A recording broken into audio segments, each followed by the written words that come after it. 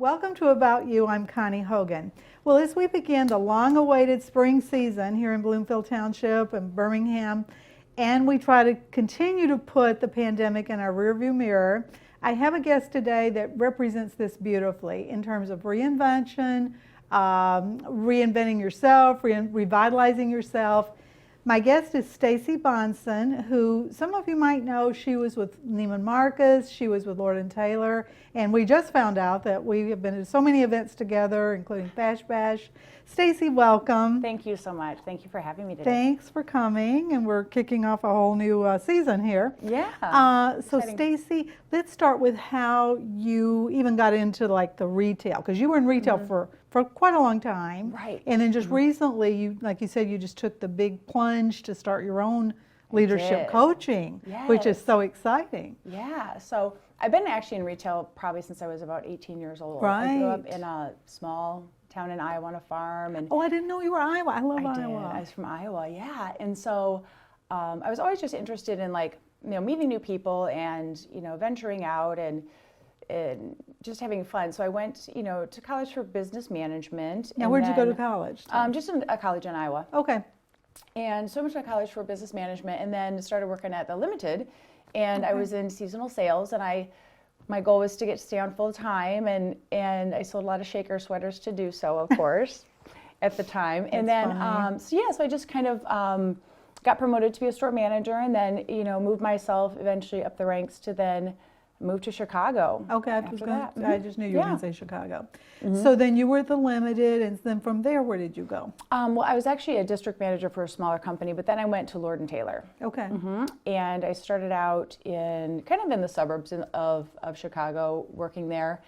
And again, was an area sales manager, I think, for that company for a while, and just got promoted eventually to be a general manager. And I worked down in Water Tower for a length of time. So how fun. Yeah, so that was really fun at the time. That's so much fun. I love Chicago. I went to college near Chicago. Oh, so, you did? yes, Oh, where'd you go? Notre Dame.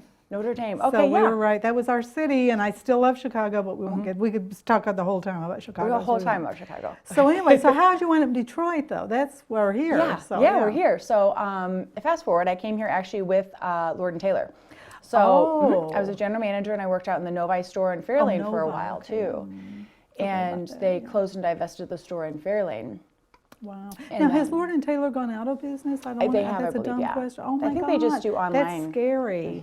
See, this is scary stuff. Yeah. So they moved just to online business, I believe. I think you're right. And then you were for Forever 21.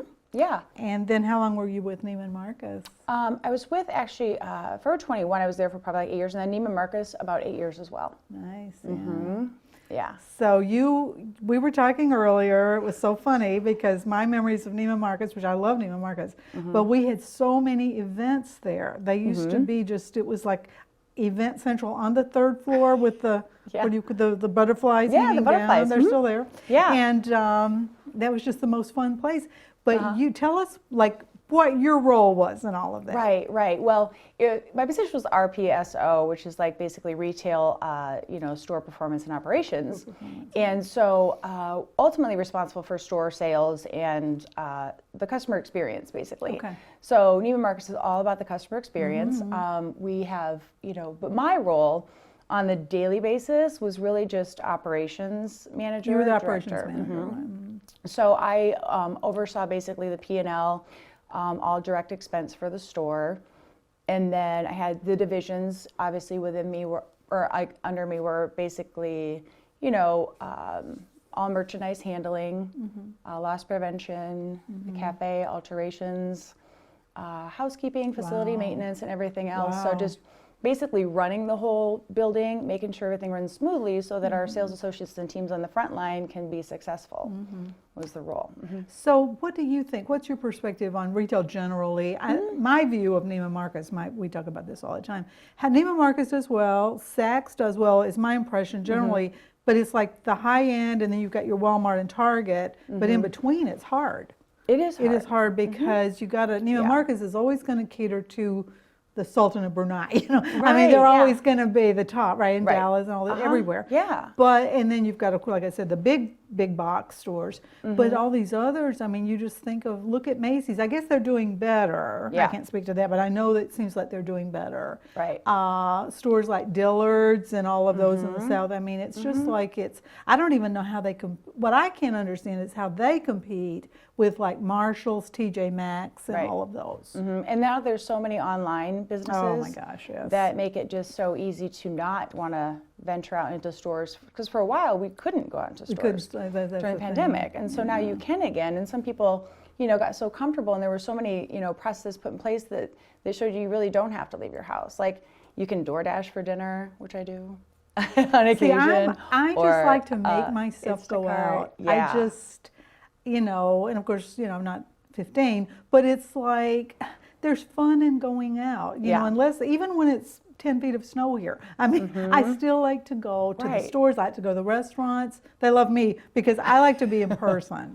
I will Yeah. do the other, but it's like I feel almost Yeah. guilty by doing it. I don't know how to describe Yeah, it. and it's healthy to be out with people too. Well, it is. You want to be out with people, and Yeah. you want to get all dressed up and go, and it's just, it's Yeah. amazing. I'm amazed that it's not just the retail, but the restaurants, the whole business, especially around Birmingham, that it's doing so well. They are, yeah. Isn't it Yeah, funny? it's thriving. It's It is. Birmingham is really busy on Crazy. like pretty much every weekend, It for is. sure, It's Thursday nuts. through the Yeah. weekend. And you actually have to get reservations at You do. most restaurants Exactly. now. That's what we're saying, Or you're yes. probably not going to get a table unless you And want the to parking, because I know Yeah, they just yeah. changed, this is a whole nother story, but they just changed Yeah. the parking situation, which really annoyed me. Yeah. But you can't even find, that's the thing, you cannot find parking in Birmingham. Right. And it's like, so hard. they changed their decks, and even with the decks, you still can't find parking in Birmingham. Right. And then they also did a lot of construction on the streets where they eliminated a lot of parking to create a lot of great seating spaces for pedestrians to come and just sit on the sidewalk and people watch or just enjoy the weather and the shops and stuff. But And that it's also amazing. eliminated a lot of places for people to park. I'm fortunate. I live in a place where I can walk up either hill to get to downtown. I thought Not when that you I do, said that. but I can. Oh my God, so I'll park at your house and I'll go walk. There you go, That is so yes. funny. Oh my gosh. yeah. Well, that's a good news for all of us. When Yeah. Birmingham does well, we do well. Exactly. And we want that. So Yeah. And there's a lot Yeah. of new stores coming. Like there's a Restoration Hardware coming. yeah, my friend was kind of soon. behind. One of my friends was putting that in. Yes. Yeah. Developing Yeah, it. yeah. Yes. It's gonna be nice. So It's going to be so nice. So now, okay, you've had all of this history with all these retail. So now Yeah. tell us about, we were talking earlier about how brave you are. And I can't Well- believe that because I was with GM forever. Yeah. But Yeah. to brave to jump into your own business. So Yeah. tell us all about that. Right. Well, I started, I decided I wanted to be a life coach, leadership life Yeah. coach. And just because I see so many times people who, are, working, they're newly promoted, and you've been there. I mean, you've promoted someone, from within, they're an individual contributor, and then all of a sudden we need them to get up to speed really quickly. And, that's what I do now is I basically come in and I help to teach them how to basically be, versus just managers of tasks, but to be leaders of people. Wow. And create a culture in a company. And that's just something that a lot of companies don't offer, but that allows then the executives in companies to be able to really just focus on being able to trust them and have the confidence to know that they can move forward and bring the business and not have to worry about the idiosyncrasies and the issues that come up when someone just doesn't know what to do. Right. And I think a lot of times as an individual contributor, you're so good at what you do. They're right, yeah. And then they just say, okay, well, when you're going to promote somebody, you go to the best performer as an individual contributor. And you're like, well, we're going to promote you. And now they have, 10 direct reports or more. And they want to do really well, but no one's ever taught them anything about how leading people and how to have a conversation or a productive conversation or a hard conversation. And a lot of times they're nervous and they want, they stand in front of a room of 20 people and they have the fear like, oh gosh, what if they ask me a question I don't know the answer to? They're going to test me or judge me and I don't know, and it's okay to not know. But, it's very intimidating early on. Yes, it's funny, And, yes. I think it's hard if we don't set people up for success early on because then they feel defeated. They want to do the right thing for their manager. A lot of the emotions get involved where they then can't be as productive as they would be able to be. So yeah, I did. I went to school, studied for 6 months, and just started my own company. Was that recent that you started your own company? It's about a year and a half ago. Okay. Yeah. So you were with Neiman Marcus up to then? Yeah. Okay, wow. Yeah. See, what is interesting to me as you're talking, and I guess this would be true with even a big auto company, whatever, but it's like, there's so many factors, like the things that you were referring to, that you were over, like storage and that kind of stuff. Oh, yeah. There have to be, like, you have the experts who come along. For example, in GM, like when I came into GM, and I was from Notre Dame, I had an MBA and all this kind of stuff. But you have these people who are there who've been doing like one little job. Say if you're in a plant, for example. Right, yeah. That's what they know. And it was a real, again, it's a big company, so it was a real kind of a conundrum because, how do I say this? It was not in their best interest to bring these other people who are being hired as their boss. Do you see my point? And I'm sure you touch up on that sort of stuff. Right, yeah, definitely. So your thing would be really more a philosophical way of the people that you coach. Right, yeah. I just coach them because they know the answers. They just haven't been required to dig deep within and say, I'm not here to give you the answers. Right. I want you to develop build. you. Yeah, it just builds confidence to say you do know what to do. Right. And you've proven that you're capable of getting amazing results, right? And now we just have to take that skill set or that thought concept or the determination you have or whatever it is that got you where you are, and be able to apply it to, leading a team of people. How do you have a conversation and, not only just, how do you listen and not wait for your turn to talk? That's what happens a lot. It's like they have so much they want to say and they're not really listening, but how do you just listen? Just wait and it's hear. just like getting the piece of paper out the door is what we used to say in this case of a store, getting sales out the door, right? Now, like when you were at Neiman Marcus, did you report to the general manager? I did. Okay. So really, then like where, like say associates and stuff, how would that all, because there had to be so much turnover with stuff like that. See, that'd be different than like in say GM, because we weren't really selling the cars, you know what I mean? Yeah. Although somebody was. But it was, we hope. But it was like, it seems like it would be kind of a difficult process. Yeah, I mean, I think with any company, like in retail in general, whether it be Forever 21 or Neiman Marcus or anywhere I've worked, there's always just going to be turnover. But a lot of turnover. Yeah, but I mean, a lot of times it went, I would directly report it to my general manager, who's an amazing individual, and I learned so much from her in being there. And, I also reported to the director of operations, the director of, human resources. Oh, so you had dotted lines to all these, so I had like kind of a thing. But at the time, you just really focus on, the managers and how they lead their teams and developing them to create succession plans to retain the people. Okay. So you have to have a strong succession plan, and you have to be able to connect with people and get them to understand that everyone is here for a specific reason. What is their reason? Right. And to make sure that they leave feeling really good about themselves every day, and that they contributed. Like no matter what role you're at, you are, or what level you are in the building or in any company. Right. Every company thrives on every single individual that works there. Right. And I think making sure that you make that a priority and recognize people, and through different recognition programs, through breakfast that we would have as associate appreciation breakfast, that kind of thing. But also in addition, separate types of management and leadership training for the managers to help them understand, we have to slow down, we have to listen to people, make what's important to them important to us, and how to do that. And then sometimes the answer is no, but that's, that's okay. Right, exactly. But in a conversation, but just I think making people a priority is what we were really good at there, and that helps to retain.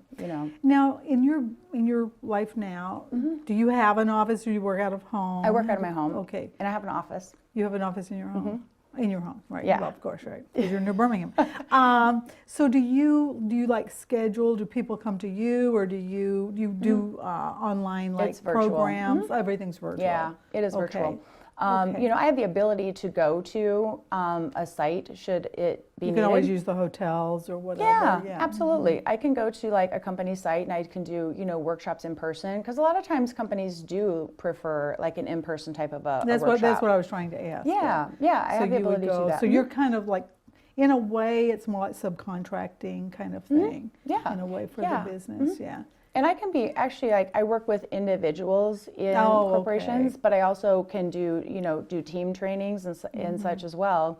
Most of the ones I've done or that type of thing has been virtual, like a virtual Zoom type of a call. Okay.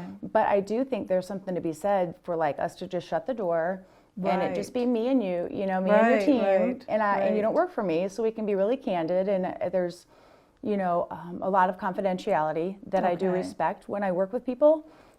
Especially if I have a lot of people within one organization, you know, I deal with people on a one-on-one basis. So, in coaching them. Okay. So yeah, I'm able to do one-on-one coaching. I do team coaching. I can do any type of thing that is needed, and it can be kind of catered to the company, but it really focuses on things like, you know, how to build confidence, how to get somebody to really understand, you know, how to move the needle when they don't really know how to, and versus focusing, you know, the leadership teams and companies focus on the processes and, you know, the tasks and stuff. And I can help train and develop to, you know, get people to understand that, build self-confidence, that there's value to use their voice, to offer their opinion, and that gains trust in a company. And makes people want to even, you know, be more of a part of it and create the culture along with the leadership.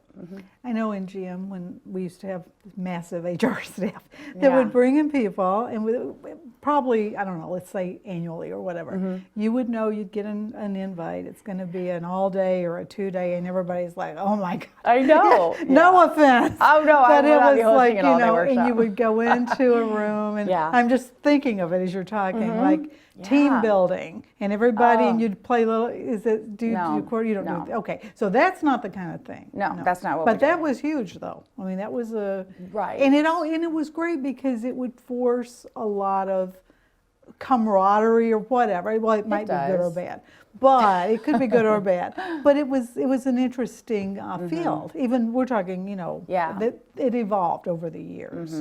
But it would always be an outside person. Yeah. You know, so that would be similar to what you do, but not. But Yeah. you're doing it differently now. Yeah, we do so. it differently now. I mean, a lot of the type of coaching I do when it's one-on-one is really just me and that individual and whatever they need at the time. That's what I gathered, okay. Yeah, and it's about their thought process, about what they need to basically uncover as to what their limiting thought process is that's not allowing them to evolve past whatever's happening. Like having a hard conversation. They're very nervous about it. I'm like, oh my gosh, you know, you don't actually have to be nervous. Right. It doesn't have to be bad. Right. Accountability is either way, yeah. Do you get into, and you probably do, maybe not even, maybe it's subconscious or whatever, but like the whole big buzzwords now are the mental health issues. Yeah. I mean, it's not so much, I guess it's not as much in business as in schools and stuff. I mean, there's just so much, now that I even think about that, I mean, it's like, it seems like it's confined more to the public service, some of the teachers, the police force, whatever. You don't hear as much, of real chaos going on in business locations, which is good. But I don't know if you got into stuff like that or not. No, I mean, the difference kind of between, that would be something that I would refer to somebody probably if you I wouldn't noticed somebody. attempt that. That's where the No. psychiatrics or psychological or whatever. Yeah. And we also have been trained on that type of thing too. And I've taken, I bet, yeah, just various courses as to say, hey, look, this isn't, something that I treat. You do need, I am going to refer you to somebody else. We take people who are, functioning, who just want to become better in certain areas of their life and want to improve on some aspect of their life in general. And it could be anything really. I mean, a lot of times people that I coach in companies may have something going on at home that they want to kind of talk about. And it's affecting their work. And that's definitely something we can work on together. But overall, the end result is for the organization to feel a shift or a change in that leadership of their company to get better results. Right. And, that's kind of where I come in. But yeah, I mean, I coach on... So a little bit of a counselor role for sure. It sounds like it, yeah. There is a little bit, but but at the same Not time, in an official way, yeah. Yeah, not in an official way. Right. And I would never take on something that I felt wouldn't be healthy for the individual. Right. And Yeah. so if I do think someone needs a little bit more help, like therapist, a certified therapist, Right. I definitely would have individuals that I'm able to refer people Oh, to. do you? Okay. Yeah, because the whole point is to give people the help that they need, regardless of who it is or who's helping them. So now, switching a little bit, Mm-hmm. are you involved? We haven't really talked about this, but I think you're involved in a lot of charitable things around town. Mm-hmm. Yeah. What are your causes as a woman, your pet causes? Right. Well, I am part of the Women's Own Network Foundation, but I also have done some work with the Rainbow Connection. Oh, really? Which is out of Rochester. Have you heard? I'm not sure if you've heard of them. They just help, children. We grant wishes for children, like activities. Now, kind of things. that's not the Jesse Jackson Rainbow Coalition? No. No, that's a Rainbow Coalition, Yeah, it's Chicago. So Yeah, totally different, but yeah. I have heard of the one in Rochester, yes. Yeah, so it's really nice. Do fundraising to grant, wishes for children with illnesses that are fatal illnesses. And so, it could be even, a trip to Disney. It could be a jam session with Kid Rock. It could be, horseback riding somewhere out west, that kind of thing. So, So it's kind of like Make-A-Wish Foundation kind of thing. It is, yeah. Now, are they based in Rochester Hills or Yeah. Rochester? Okay, I Yeah. think I've heard of them. Yes. Yeah, so. So Stacy, so you feel like your business, you're glad that you did this, just as I'm counseling you now. So Right. you're glad you made the change from retail to, Yeah, definitely. I think that there was a point where I think everyone should, there's this thing that you have this burning desire to do something and you don't really know what it is. And I think it's just worth exploring because life's too short in general. Right. So I think that if you don't kind of scratch the itch, if you will, it's just going to continue to be there. And I think you just owe it to yourself to give yourself the time and space to kind of think about, beliefs and possibilities. And I have done belief and possibility workshops and reinvention workshops and stuff like that just for women in the past, which is really fun to see because Yes, what we you were talking believe about about that earlier, ourselves, yes. it doesn't have to actually be true anymore. And so it's kind of a story we've told ourselves for a long time. And especially like with women over, I coached with midlife women too. midlife women. Yeah, midlife women. And someone when they're 40 could think they're midlife. And so it doesn't matter the actual age, but it says, hey, look, a lot of people think, oh, it's just too late. I've made it this far. I'm like, oh, to start all over now. And I'm here to tell you, you actually can do it. Because I think 49, 50, just It's started crazy. over. It's crazy, isn't it? It's like 50 is the new 30, or 50 is the new 20. I feel 30. And then what is 60 is the new whatever. I know. It's funny when you see people like Jane Fonda. I don't like her, but I do like what she does. Yeah. She kind of makes her age cool. Yeah. And she's a great example of what you're talking about, Yeah. kind of, don't you think? Yeah. I mean, And it is interesting. the only You find limitation it. there is what we would put on ourselves. Right. So if you believe it to be true, it will be, but you can also challenge that thought and say, does it have to be, And then after that, you can say, what is possible? Well, anything that's in your imagination is possible. So the minute you think of it, it becomes possible. Well, it's so interesting along the lines of what you are doing and have done. But like years ago, and I'm sure you knew this in Iowa, it's like you were going to go to a company and the goal was to be in the company and stay with the company. I have a lot of friends who are there who Yeah. have, I won't even tell you the number of years they have. Some of the people I Yeah. knew, not me, but a lot of people, they had 45 years with General Motors. That's a long time. No, they were older than me. Okay, but I said 45. But that wasn't even unusual. No. And then Ford and Chrysler and GM, lifers, nothing wrong with that. But that does something to your mind, though. When you're with the same company, and at some point, it's like it doesn't matter because back in the day it was like 30 years, 30 and out or whatever. But they would keep on. It got to be 40. It was 45. 40. Can you imagine? No. Like 45 years with the same company. It has to do something to your. I think you just become that. You become, and there's no way. That's one thing. It's probably, I always say this, one thing that I do think is better about today's business environment generally.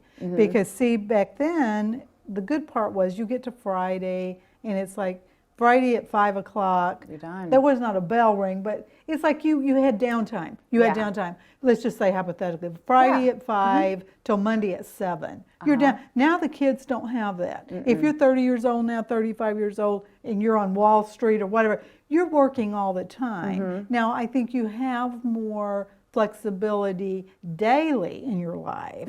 So your day-to-day, 7 days a week, you do have your own thing. Whereas we were almost in prison or whatever, but not always. I mean, I love Jim. But anyway, it was like, Yeah. I mean, it's just a different climate and it's a different life. No question about that in my mind. Than It was. is, yeah. And I think there's just so many opportunities and options available that people Exactly. that you don't have to do that anymore. You don't have to do anything. See, when you there's nothing worse than people who had like, say, 27 years with a company, say whoever the company, DTE, whoever, and you you got that red zone coming up, and the end zone, and the football, and you don't want to miss that because that's huge. Yeah. So nowadays, I don't think people have to really worry so much about that. They may, but it's more like I can do whatever, I can make a change. If I don't like it, see ya. That's the real beauty of what has evolved. Yeah. It's a beauty, but it's also really hard too, I think, if you're a company or an organization and you want From that to end, yes, Stacy. retain your people. And you're 100%. like, people just think positions are people think positions are disposable, and if I don't like it, I'll just go somewhere else. Perfect and I'll go somewhere else. example, And then if I yes. don't like it, I'll go somewhere else. And they do. They do, yeah. So I think it's so important, even just going back to what we were talking about earlier, is just, truly now developing connections with the people that work with you and for Yes, you. more important, More yes. important, because not just because we want to serve a purpose of retaining them and keeping them here, but just connecting to be productive and get results, but yet also because if they don't like it and they're not having fun and they don't think that it's the way it should be, they're just going to leave and go work somewhere else. That is a really good point. Yeah, so it's really important, even more important now that people feel From their perspective, from yes. the top perspective. Yes, exactly, from the top board's perspective. perspective, That they do whatever it takes to make sure, with limits, of course, to make sure Right. that the employees do feel part of a team, that they are part of a culture, that they do Right. have a voice, that everything that they've learned so far is valued, and we want you to bring that to the table and communicate that and feel that you trust us enough to do so, and that you want to stay. Now, do people still, at a younger age, are they planning on staying anywhere for 10 or 20 or 30 years like they did in the past? No, Like you, I don't think 30 that years exists, at yeah. GM. It's amazing. No, that is. My dad worked somewhere for 40 years, I think. Oh my goodness. Rock International. It's like, ugh. Well, So- I'm getting the comment that we're going to have to wrap it up. But Yes. we could just keep on talking because All we day have so long. many, all day long, and you have so many great ideas. So I Yeah. know you're so good at what you do. So much fun, yeah. So, Stacy, thank you for joining us, and we wish you all the best of Well, luck. thank you for having me. You're It's welcome. been a pleasure. And thank you for watching today, and please tune in to About You. Thank you.